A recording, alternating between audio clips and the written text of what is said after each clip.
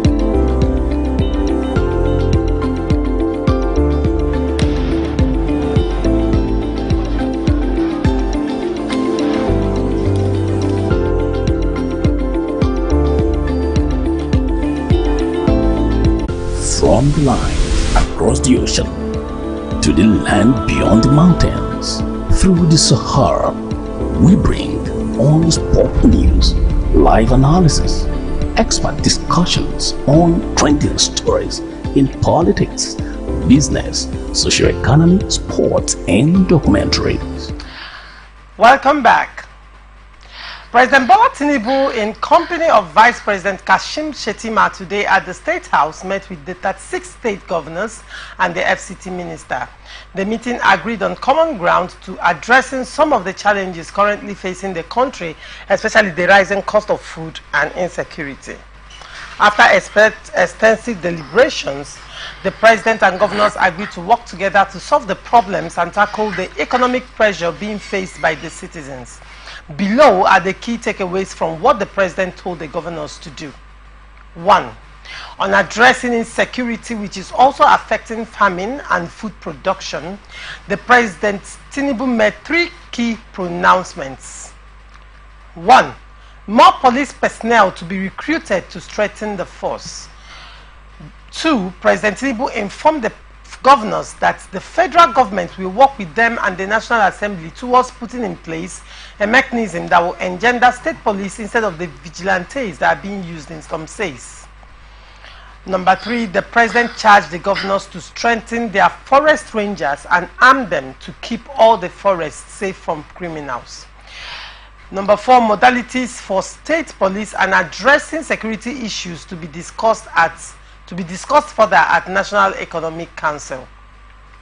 On the rising cost of food, the president directed the state governors and federal government to collaborate to increase local food production.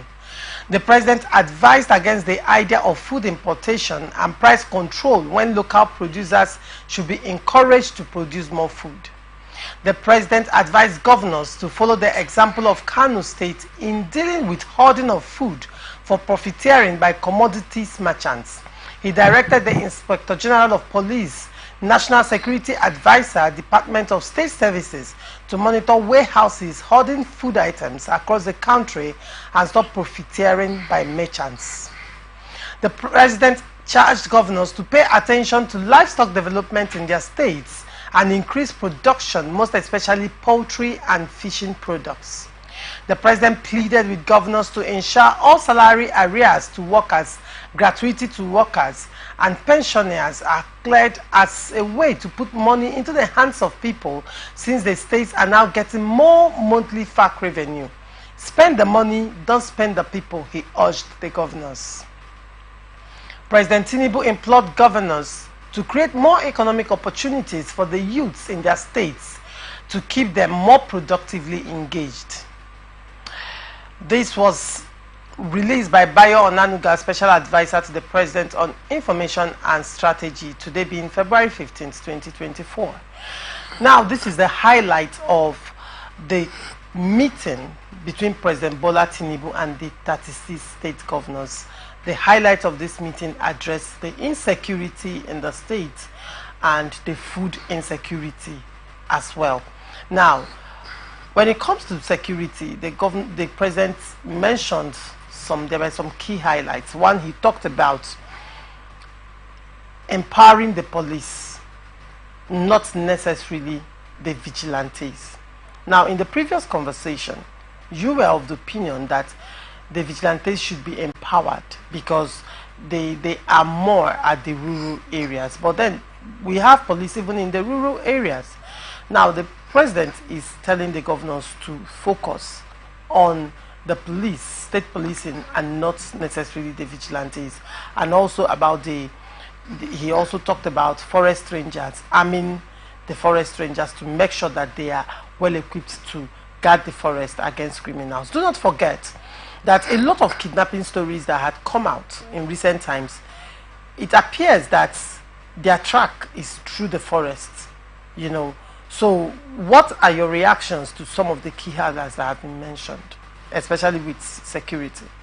Okay, I think especially with security, talking about the government empowering the police in some strategic areas, I can tell you for sure that, come to think of it, the police, they don't have basic knowledge on some of these areas, because some of them can work within other areas.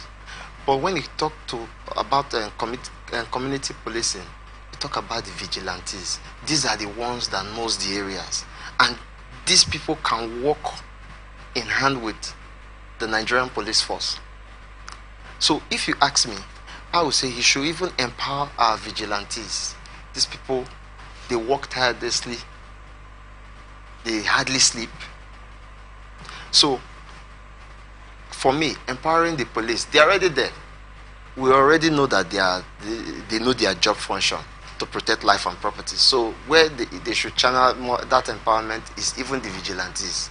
Because for me, to me, I was talking about welfare. The welfare of these vigilantes is so important. Some of them have families, they have wife, children to cater for. So if they take that thing as just their job, is money going there? Are they benefiting anything from it? After catching criminals and giving it to the police, what next? How do they feed? So if you empower them, they will do more because they know these criminals. Police don't know them. So I thank God for River State, where we have the horse park and they are really doing a great job. If other states can empower their vigilantes, forget about our police. They don't need to be empowered, because their job is to protect life and properties. Channel that empowerment to the vigilantes. I'll tell you, security in Nigeria will be good. Now, he said that the police does not need to be empowered. He's of the opinion that the vigilantes should be empowered and not the police. Yeah, I feel it's coming from the point of where we feel that the policing has actually failed us to a large extent. But if he wants to empower the police, if Mr. President wants to empower the police, I'll just advise, this is the key aspect he should go to. First of all, they should maybe by chance increase their welfare. They should increase their welfare, work on the welfare, the money they receive and all of that and all of that. It should give them to be more focused instead of having money to bribe them and all of that. They say, the money we already have it, and government is giving us enough money. So what do we need most of all this money for? And secondly, they need training. They need constant training. I was with a police officer, and I was driving by, and he decided to stop and check the papers. And it's funny enough, at a point, he does not know what he was doing again. He does not have an idea of what he was doing again. So if those who have trainings regularly, sometimes you take them to maybe a state or something, train them. Even those of them in the bush, instead of them guiding themselves in the bush, they are on the road, collecting tithes from people passing by, and which is not the why they are there. That's why I said, if they could work on their finances, add something to the money they give them or something, or give them more welfare, more health insurance, property insurance, as a police officer that is serving the country, at least it will help them to have more balance and more focus on what they are doing. Okay, now moving over to the food security, the food aspect. The president talked about hoarding food. I think this is ripe to discuss at this point in time. Merchants hoarding food and increasing the prices of food, because I mean scarcity is the law of scarcity and demand and natural inflation. Right now, he talked about it and he said set regulatory bodies, set bodies to make sure that these merchants that are hoarding food find out their warehouses and all that. Do you think, does it just end by going into these warehouses, finding out the warehouses, arresting the merchants, or doing whatever it is the government needs to do? What are the long-term plans that can be put in place?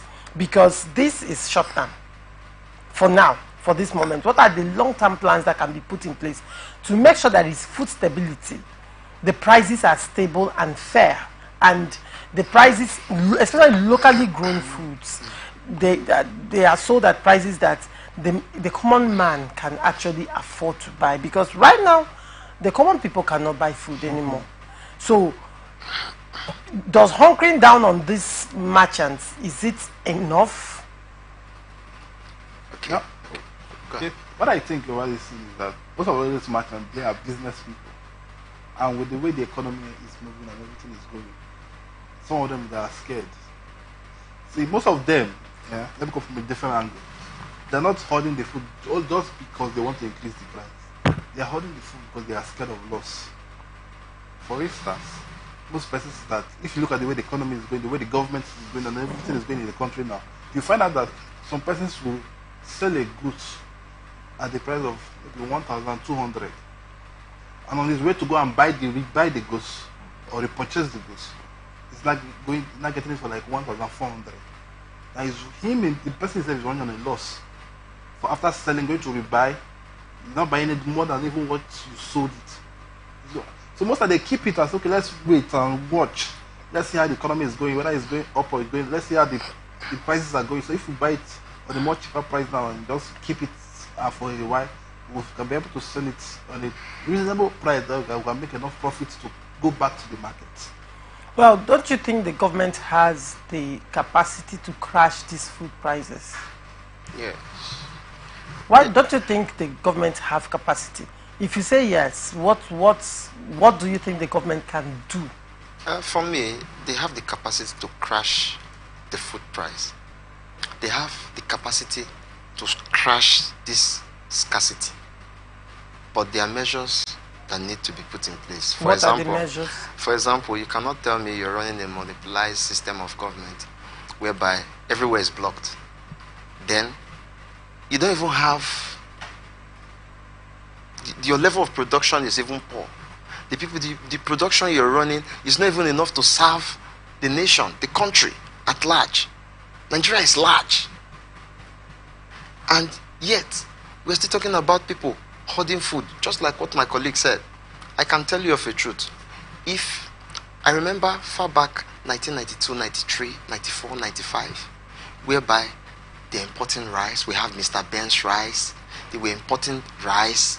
Then we have our local rice, where we talk about sand. Then they normally measure it in cup. I tell you, there was nothing like food scarcity. People had enough to eat. You now compare our rice with the foreign rice. You now think of, I think what we should be talking about is how to make our rice even more better than the foreign.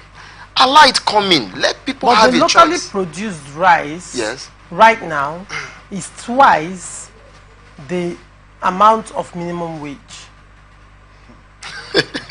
That's part of the situation of the country. The locally produced rice right now, last time I checked, a bag of locally made rice, made in Nigeria rice, goes for 68,000 naira. Okay. How much is minimum wage again? Minimum wage was about, I think, 35.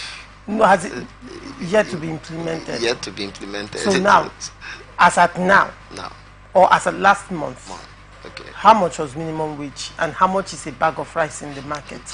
Bag of rice. And a pint of foreign rice, as at Monday, a pint of foreign rice was being sold for 8,500. A pint of foreign rice, 8,500. So I didn't bother asking how much a bag of foreign rice is. As at today, a carton of small noodles, as at today, at the cheapest supermarket I know in River State, was being sold, as at this evening, for 7,800 naira. Okay. A carton. Okay. Of small noodles. Noodles, okay. And that's the reality. Dollar volatility is on one side. We don't want to go into that area. One, because of time, and two, because of imported goods, right? But the locally grown foods, though the second highlight in food security talked about engaging people to go into agriculture, into mechanized farming. So, don't you think if the government can encourage people, give people grants, give farmers, I mean real-time farmers, not ghost farmers, real-time farmers, give them grants to go into mechanized farming, and at this point in time, supervised mechanized farming, because they have to be supervised to make sure that they're actually bringing returns. And this harvest comes in and it floods the market, especially markets where they are notorious for selling things at a very high price. Flood the market and they are sold at very subsidized rates. Don't you think that will force it will bring down the market forces? It will force the prices of, you know, the other goods down, especially those by the food merchants. Don't you think it will force it down? Okay, let me still bring your attention. You find out that when they stopped importation, that was the starting of our problem. When they stopped importation? Yes, when they stopped importation. Then we were having foreign rice, it was coming in, we had the local rice, it was cheaper. The local rice was also cheaper. People were even running away from local rice now. You understand? Nobody, but there were people that they were still buying it. It wasn't that it wasn't selling, it was selling. Now people were eating. Nobody had, there was no lack. Nothing, at least somebody can afford rice, even up to gari. That's one of the poorest food you can talk about. Now gari, it's a rich man's food. We don't even have a poor man's food now in Nigeria. Tell me one of the poorest food you can eat now in Nigeria. We don't have. No, we don't. Even the Indomie you even one talked egg about. Is 300 the last time I bought egg, I bought it for 150. And that was about 4 weeks ago. So if egg now is 300, do you think I'll buy it? Miss it there. So if you ask me, I'll tell you when they stopped importation, that was the beginning of our problem. And let me say this, if we must move forward, this country is too big. Allow things to come in. Let the poor have a sense of belonging. Somebody collapsed, that was the day before yesterday, in front of Rumosi. We had about 5 police officers pouring this man water. It was what attracted us. We had to stop. We looked. I said, what's happening? They were saying, please bring money, let us buy something. I said, even up to our police officers, they don't even have money now to give to save a life. So we brought money, we went to buy bole, and we give to this man. This man ate. They were asking, have you eaten? He said, no, he has not eaten. That he was even trekking all the way from Rumokoro to Rumosi. And he was sweating. And all of a sudden, he just collapsed. And he has not even taken anything. So I watched that man rest for about 2 hours. After eating, he gained himself, he rested, he continued his journey. Do you know how many people have died? So if you ask me, the government, yes, that meeting they called, that emergency meeting, I like it. What is the way forward? Let me tell you the truth. Our politicians are not feeling what we are feeling. If you feel what the masses are feeling, you will be, all hands will be on deck to ensure they tackle this food scarcity. But if they are not feeling it, you will see, you will be hearing people are dying. How can you, in Nigeria, you are hearing people are dying because of food? Well, Mr. Duribe, what do you prefer? What do you have to say? Your final words? I want to key from what he said. If there's competition, prices will come down. Okay. Because if you're just only the one in the market, you can put the price anywhere you want it. But once there are more persons doing the same thing, trying to improve on their own services to make ends meet, there's competition and the prices will come down. And let the government try to work on the means of transportation. Fueling now is very costly. Getting goods from a place to another is what ×2 of or ×3 of what it used to be. So if they have a means of transportation or bringing in these goods, I think it will be favorable for everybody. Okay. Thank you so much, Mr. Duribe. Thank you, sir, for being a guest on our show today. Yeah. It was a pleasure. Yeah, thank you so much. Yeah, and this is where we wrap it up on this episode of Let's Talk on Atlantic Television Network. You can always catch up with us on all our social media handles. You can watch us live on our website www.atlanticnetwork.tv. Catch us live on YouTube and Facebook, Atlantic Television Network, on Instagram and TikTok, Atlantic TV Network 1. Do not forget, peace and unity are the pathways to progress. Stay tuned for our global news by 9 p.m. See you the same time tomorrow. I am Ogu Laurentia Choma. Good night. So catch all the updates from the line across the ocean to the land beyond the mountains, through the Sahara, we bring on-the-spot news, live analysis, expert discussions on trending stories in politics, business, socio-economy, sports, and documentaries. So catch all the updates on the happenings around the globe. Stay focused on the fact today, only on ATN.